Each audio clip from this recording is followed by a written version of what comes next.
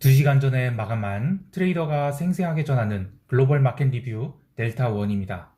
우리 시장은 갭 상승한 뒤 무려 3.51%라는 종가 고가의 갭폭등으로 마감을 하였는데, 방금 마감한 해외 시장은 정반대의 흐름, 그러니까 미국 8월 CPI의 예상보다 높은 수치로 나스닥이 고점 대비로는 마이너스 6% 넘게 스트레이트 하락을 했습니다.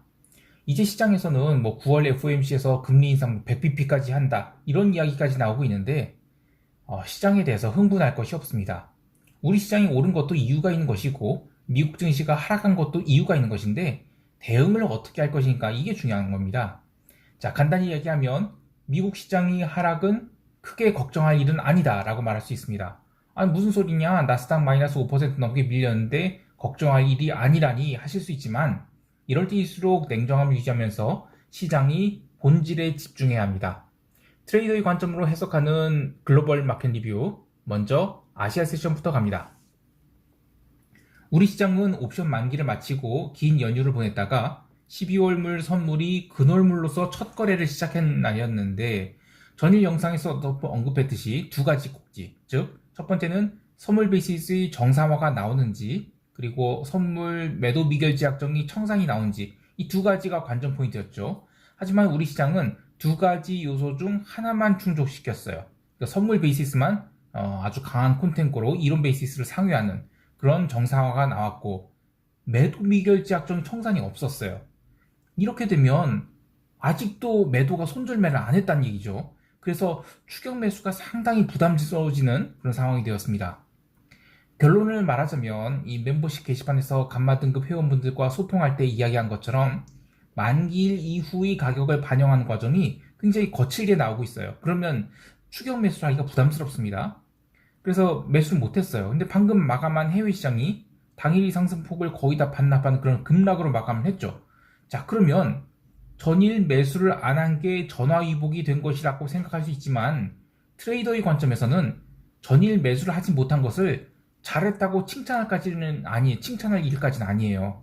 오히려 외국인이 선물 매수를 무려 1조 8천억까지 산다가 그게 지금 수요일에 갭다운으로 큰 손실을 보겠지만, 외국인들이 매매는 정석대로 잘한 것입니다.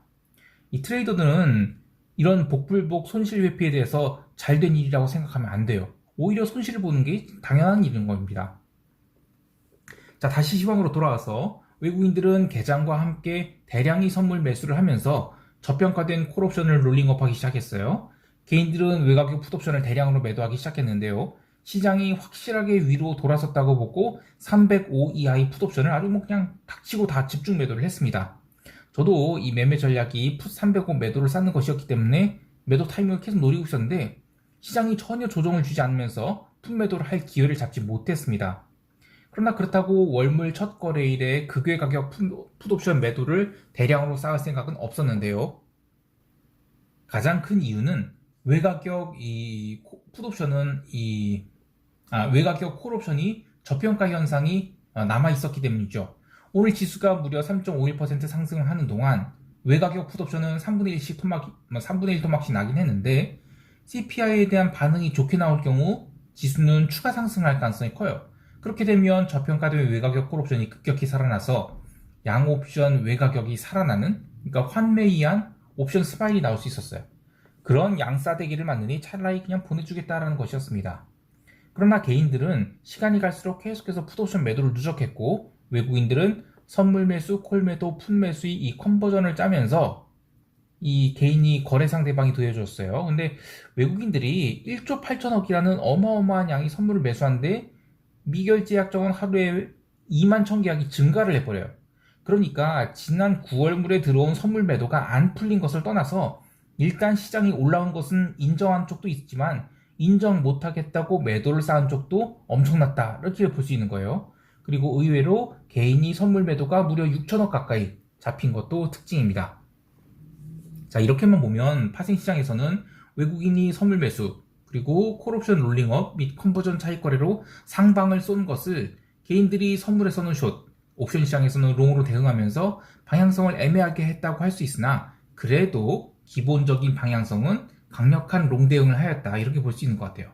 하지만 현물 시장은 대응이 좀 달랐죠. 오늘 지수 선물이 3.5% 상승한 동안 코스피 200 지수는 3%밖에 3.05%밖에 상승 안 했어요. 그러니까 0.45% 정도는 베이시스 회복에 의한 상승이라고 할 수 있겠죠. 그럼 나머지가 현물 매수에 의한 상승인데 외국인들이 네이키드로 선물 매수를 한 것은 4천억밖에 안 됐어요.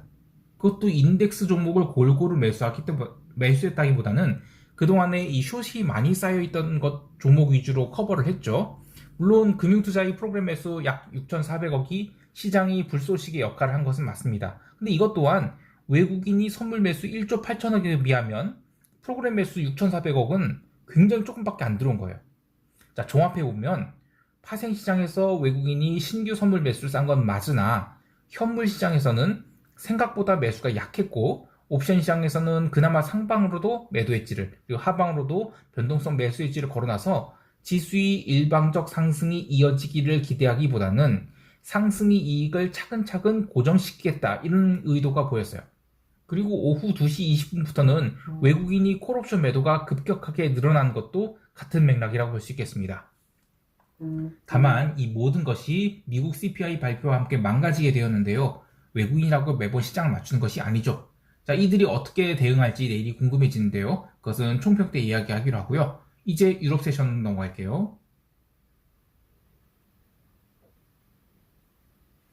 유럽 증시는 US CPI 발표 이전만 해도 계속해서 변동성 매도가 들어오면서 지수가 꾸준히 상승하고 있었어요. 유로스탁스 지수는 1%가량 또 상승을 했는데요. 유로화 또한 꾸준히 상승하면서 지난주 금요일이 고점권을 향해 가고 있었습니다. 모두 양호한 흐름이었죠. 그러나 CPI 발표와 함께 시장이 급 반전을 하게 됩니다. 이 US CPI 내용에 대해서는 다른 이코노미스트 분들이 이 분석을 해주시겠지만 트레이더의 관점을 이야기하면 시장의 반응은 증시 하락, 단기채 중심으로 채권 하락, 그리고 달러 강세, 그리고 위험자산 매도 이 정도로 정리할 수 있겠습니다. 자, 그런데 다른 건 다 쳐도 그렇다 쳐도 긴축 기조가 더 강화될 것이라는 베팅이 있었다면 채권이 가장 많이 부러져야 되는데 이 연물이 부러지긴 했어요. 그런데 채권 시장은 사실 얼마 부러지지 않았죠. 또 새벽 2시에는 미국 30년물 국채 입찰이 있었는데 낙찰 수익률이 예상치 3.53% 대비 크게 낮은 3.511%의 낙찰이 됐어요.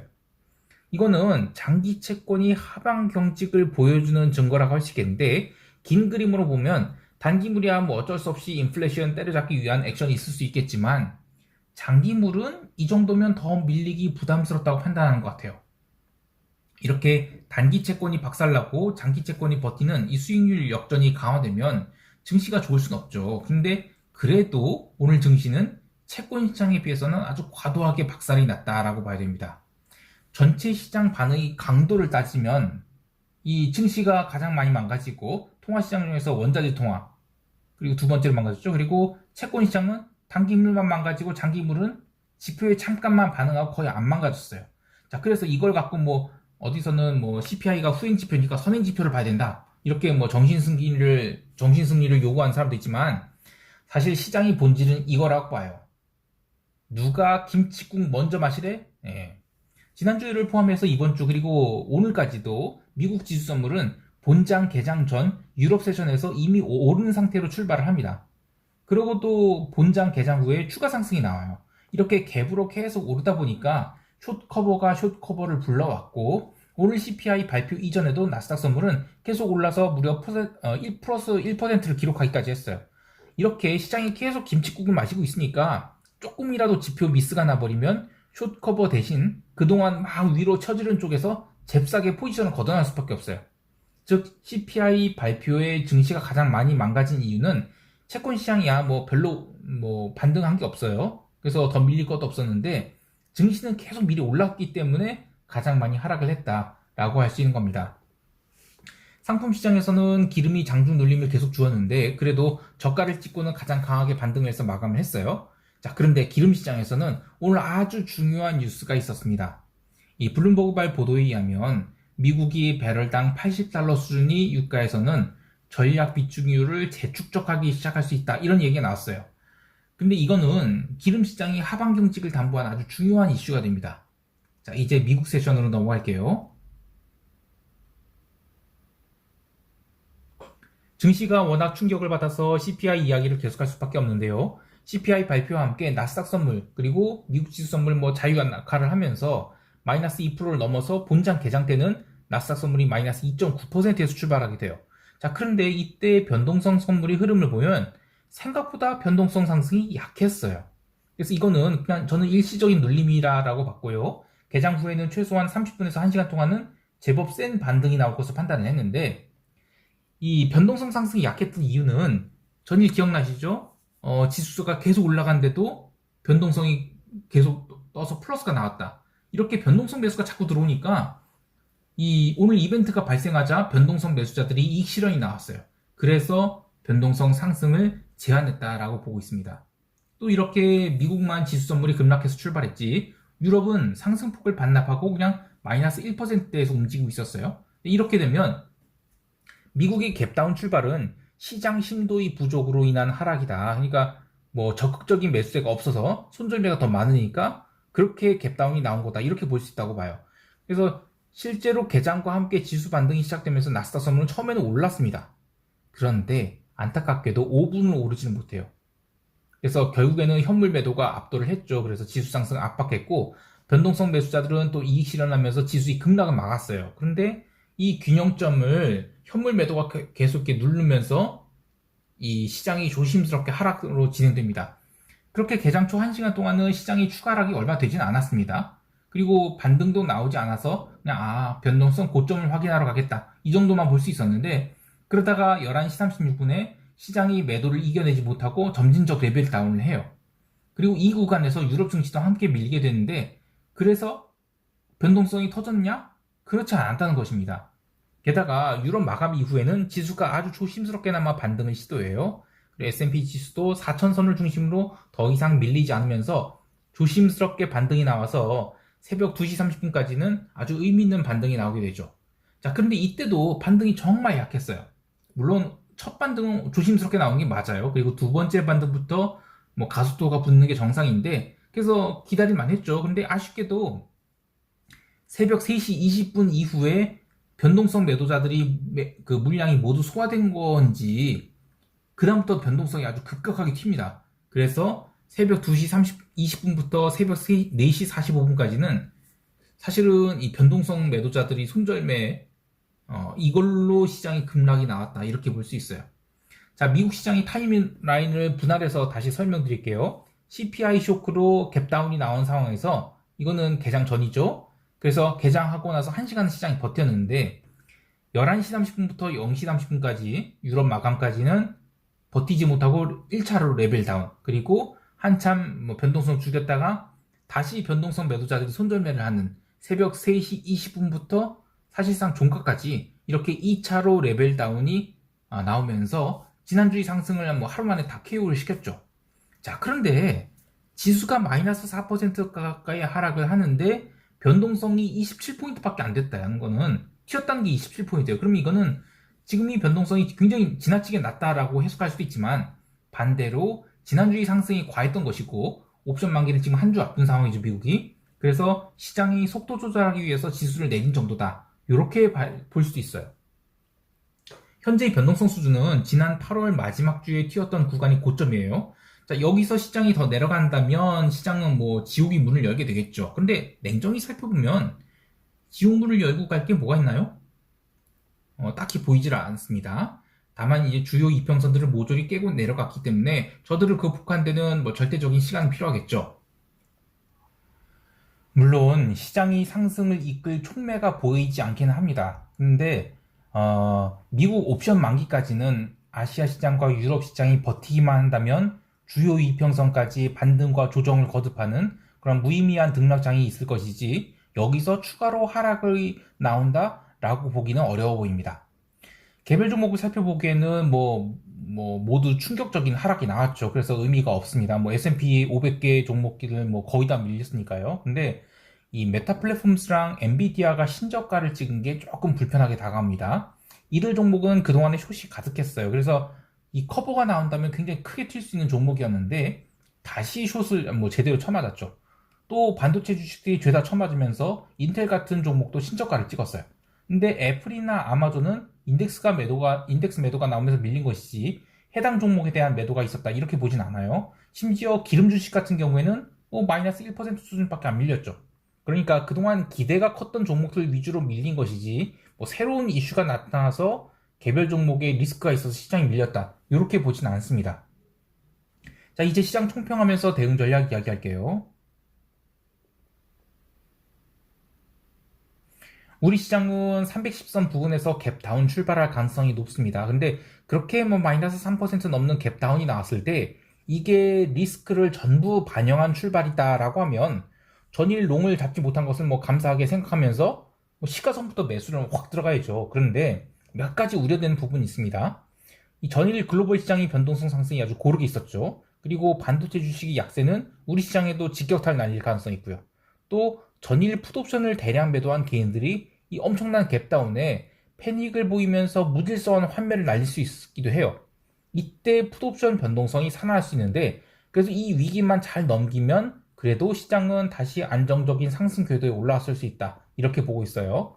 종합하면 전일이 이벤트가 우리 증시 시가에는 반영될 수 있어도 장중 내내 시장을 끌어내리고 뭐 신저가를 향해 뭐 밀어내릴 수 있는지 요거 가능성은 낮다고 봅니다. 그래서 저는 시가선 부분에서 일단 선물 매수 그리고 시장이 눌릴 때마다 풋옵션 매도를 추가하는 전략을 유지하겠습니다. 해외 시장에 대해서도 마찬가지 뷰를 갖고 있어요. 잘 보면 뭐 S&P 지수가 마이너스 4% 가까이 하락했는데 변동성이 27포인트밖에 안 되는 경우는 아주 드문 경우예요. 그러니까 이거는 전일이 이벤트가 주봉 종가 저가로 밀었잖아요. 이게 시장에 다 반영됐다 이렇게 보고 있어요. 그러니까 풋옵션 매수자들이 시장이 추가 하락할 거라고 보고 풋옵션을 원고 외쳤다기보다는 그냥 다 털어냈다 이렇게 봐야 될 것 같아요. 물론 CPI 발표 후 분할 매수 진입한 나스닥 매수는 이 종가 저가로 처박히면서 어쩔 수 없이 종가의 선물 매수 절반은 손절을 했습니다. 그래도 시장이 바닥을 잡으려는 형태를 조금이라도 보인다면 언젠지 재매수를 할 것입니다. 자, 시장을 잘못 봤다 하더라도 대응을 잘하면 손실을 많이 할 수 있어요. 오늘 하루도 성공 투자하시길 바랍니다. 이상 델타원이었습니다. 감사합니다. 이게 변동성인데 변동성이 살짝 고개를 든 게 좀 찝찝하긴 해요. 그런데 여기서 더 가려고 그러면 한번 눌러줘야 되죠. 눌러주고 간다면 변동성이 튀는 건데 이렇게 된다면 하나, 둘, 셋 하고 튀는 거라서 엄청나게 튈 수 있는데 이건 지옥 가겠다는 거죠. 근데 글쎄 과연 지옥에 갈 수 있을까요? 그리고 유럽 변동성은 어제 얼마 오르지도 않았어요. 네. 마지막으로 요거는 무브 인덱스 채권 변동성인데 계속 껌딱지입니다. 그래서 어제 CPI 충격에 사실 가장 크게 움직여야 되는 거는 채권 시장이거든요. 근데 채권 시장이 안 움직이고 오버 액션했던 증시만 가장 크게 눌렸어요. 그러면 저는 이벤트 해소를 보는 게 맞다고 봅니다. 자, 오늘 하루도 성공 투자하십시오.